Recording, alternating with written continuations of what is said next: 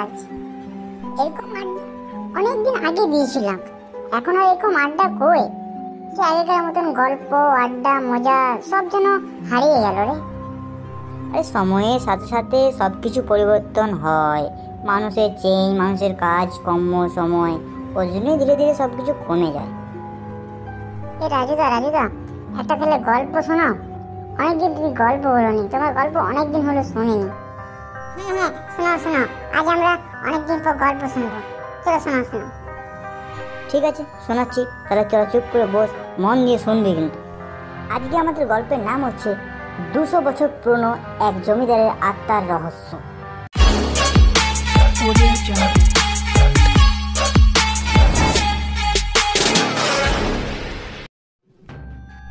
200 বছর আগে এক পুরনো বাংলা গ্রামের কাহিনী। গ্রামের প্রান্তে ছিল এক জরাজীর্ণ জমিদারের বাড়ি, যার প্রতিটি ইঁটে লেগে আছে রহস্যের ছাপ।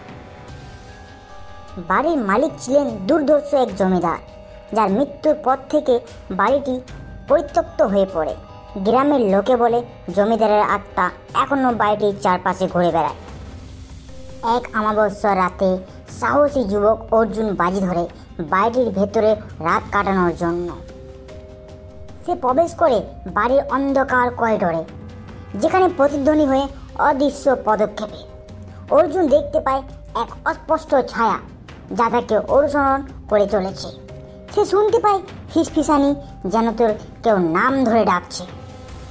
ঘড়ির কাঁটা যখন মধ্যরাত ছুঁয়েছে, অর্জুনের সামনে প্রকাশ পায় জমিদারের আত্মা। তার চোখ দুটি জ্বলছিল প্রতিশোধের আগুনে।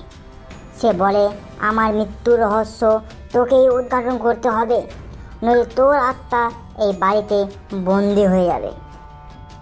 অর্জুন বুঝতে পারে এই রহস্যের সমাধান না করলে সে আর কখনো বাড়ি ফিরতে পারবে না। সে শুরু করে তদন্ত এবং আবিষ্কার করে যে জমিদারের মৃত্যু ছিল এক ষড়যন্ত্রের ফল।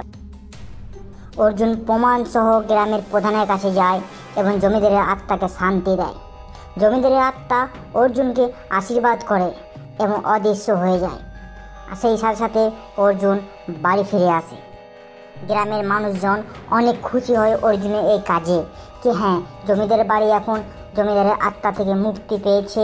তারপর সেই জমিদারের বাড়ি নতুন করে সাজানো হয়, আর সেখানে পুজো অর্চনা যে জমিদারি ছিল সেই সব শুরু হয়।